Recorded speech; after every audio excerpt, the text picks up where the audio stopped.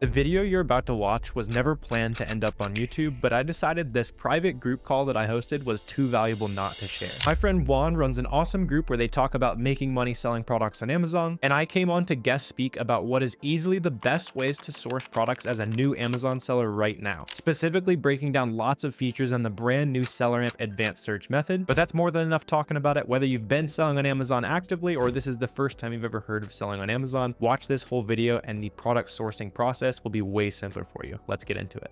So I want to start with just talking about basically the basic ways to use it, right? And I'm going to show you guys a couple different use cases basically. But yeah, so what we can do is we can set up very specific filters for like types of products we want to buy. So there's some default templates you can play around with, and I'll show you guys a few of these, and we can kind of source based off of just like the standard good deal template is what you'll want to use just kind of to start. And so I'll even just show you what this looks like, right? So all this is showing me is every product on Amazon that has a decent sales rank, not super heavy, couple ratings, and then Amazon doesn't sell it at least too much, right? So obviously we need to get more niche down than that, but it's kind of crazy that there's 23 million products that meet that. So we got to add some other things to make this useful for us. But that's like on a super basic level, can filter for whatever you want, basically. When does it Amazon offer is still in stock and shippable? That means that Amazon is in stock. The one in miscellaneous. Yeah, so that's out of stock. So it's from okay. 50%. Yeah. So that basically means Amazon sells it at most half the time. Also, by the way, let me know if you guys have questions. You can put it in chat, and then the searches we build together, I'll give you guys the link so you can use those searches as well. Sweet. So let's dive in. So how do we make a more useful list than 23 million products, right? One of the easier ways to leverage this is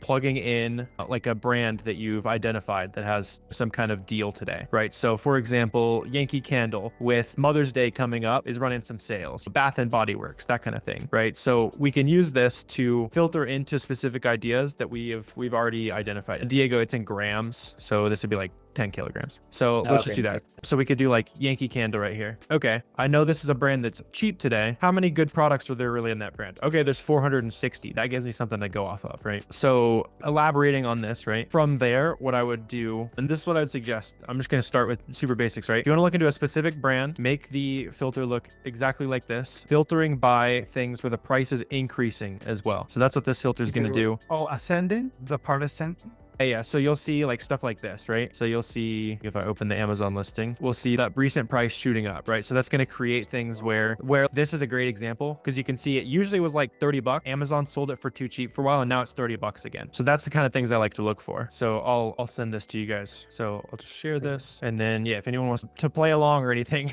there you go. There's the first thing you could test. That link I just sent, plug in any brand name you're researching, and that'll show you the kind of the most likely of that brand to be profitable. Pretty straightforward, right? Just out of curiosity, I'm curious if is there anything like slapping us in the face that's profitable. I might check out a couple. Let's see, these are like $3. Another thing that this is really useful to do is like this, right? We know these little car things are like half price today, so we could even get more specific and say, okay, I want to look in that brand, but I also want to look for like car, anything that has car in the title, because I know like their little car things are $3 each, right? And then it makes it way easier to scroll through and be like, okay, I need to get them for like too cheap there. This one I need to get for $2. So really all I have to do is scroll until I see something where, is there anything I can pay $3 a unit for and be profitable based on this number right here, right? So it makes it really easy for me to scroll through and know when to skip and when to keep looking into it. Okay, now where do we that search? You went, can you go back? Yep. So yeah, all I did was go add search, and then you can okay. search for whatever you want. So like I'll do it again, right? So add search criteria and then just search titles. for. Yeah. Awesome. So that's one way to use it. Even simpler way to use it. I've been loving this for newer sellers, right? Because maybe you're not approved to sell a certain brand or that kind of thing. That's where I would recommend going in and taking the bulk ungate that we've talked about before. So going into Boxem, clicking bulk scan, and then you're going to get lists of things that you're ungated to sell. So like I was doing this a little bit earlier with some like pants and stuff. I'll run it again. No worries. A better example anyway. So let's take this brand away. I was looking into some things earlier in this brand. This is auto-ungated for a lot of people, by the way. So you could like look into that. So we can run this search. And now instead of just a brand that's on sale, great way to do it, I'm filtering for a brand that I'm already approved to sell, right? With the ungate tool here. And yeah, we can dig in on this just because we know it's even easier to approach. No solo eso, sino a construir su base de datos. Can you add to your database here? So you can click this export button right here. Let's let's say you see a sale on Mike, and we can use the same idea we were talking about, right? Hey, what arts and crafts brand have good products and I'm actually approved to sell, right? So what we can do is we can go back over here to SellerAmp. I'm just going to open a new search. I'm going to take away brand and I want to be like, okay, I know Michael sells tons of different craft supplies, right? So let me go categories right here. Let me plug in arts and craft. And then I'm going to make like this is going to be a huge list. Let me make it a little bit smaller. Yeah, it's like 800,000. So I'm just going to make it a little bit more focused. You could do a ton if you want. I'm just going to run that. And then we can export this list. Actually, one other thing I need to add. I need to add offer count, new, current. We need it to be reseller friendly, right? Because I'm noticing some of these are private label products. So let's run that. Okay, much easier. Right now we have 600 products that are craft supplies. We know where craft supplies are cheaper today. We can go ahead and export this. And then I can take this list of products and now I can paste it back in over here and say, okay, Michael's is cheap today. What craft supply brand should I search for? I want to just look at stuff I can already sell. And then based on this, it seems like Schmetz. Okay, so does Michael sell Schmetz? Do they sell Lantern Moon? Do they sell Jacquard? And then when you find one of those brands, okay, I know this is cheap there. Like Cricut, for example. I know they sell Cricut. I bought Cricut stuff there before. Hey, I searched for Cricut on Michael's and yeah, there's tons of different stuff, right? And then I just saw that I'm approved to sell it right here. Let me plug that brand name back in over on SellerAmp and let me look at only the things that are on sale and I'm ungated in, right? So it's combining all those things and making it even easier for you. Obviously, we can make a much more focused list that way. We can also do lots of other things with this sourcing method as well, obviously. So for example, let's say we found a good brand that's a good opportunity, right? For example, we were already talking about how there's a sale here.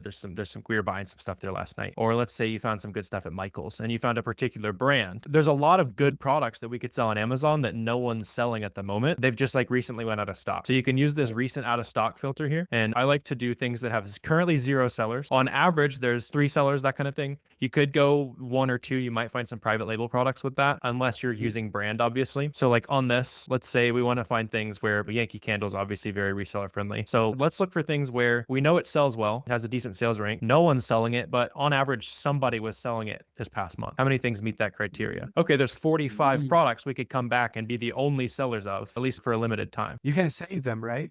Correct. Yeah. I'll share this. You can save them and also you can share them. Yep.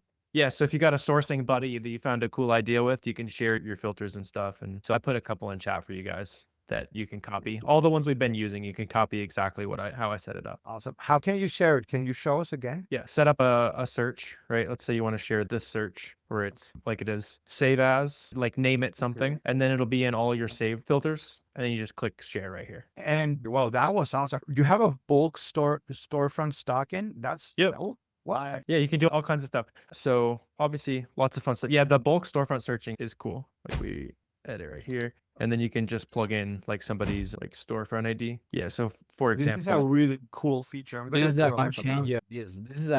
loving it. I've been loving it. Glad you're liking it, Diego. Yeah. So let's say you want to look at all 4 of these people who have sold Yankee Candle, right? Because we know there's a good idea. You could literally just paste their seller IDs. You can obviously do this from an Excel sheet too. It's just 4. So it's you can export in them. Yeah, so you can run. So here's all the 28 products that meet those, and then we could export those and do whatever you want with those ASINs. And yeah, so you could plug in 10 storefronts, download all their ASINs, see what you're approved to sell, and then start plugging in their brands and however you want to approach it. So I have a question here. So every time you run it, like you save it and you run it, it will update, right?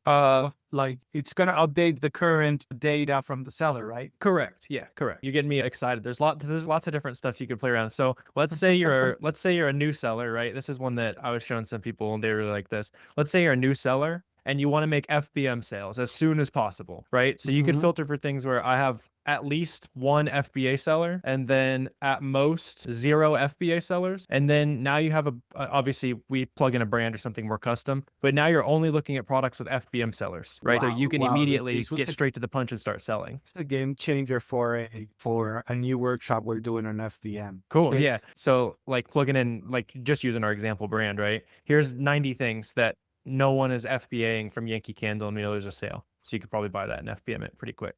So I love. Here, I'll share this one with you guys too. Cool. Items sold by FBM sellers. I bet the one that we'll have for you on the document will have some stuff like this too, but play around with that too. There's one more thing I want to show you guys for today as well. this has unlocked a new way of sourcing, because I know something that I've heard people doing for a long time. I've done it a little bit myself, but it's been hard to do, is buying from Amazon and selling that same thing right back on Amazon, right? Doing Amazon to Amazon flips. So there's a special default template that you can use. And like this template that it is right here is going to find like the super easiest examples of this, where let's see if I can find an example.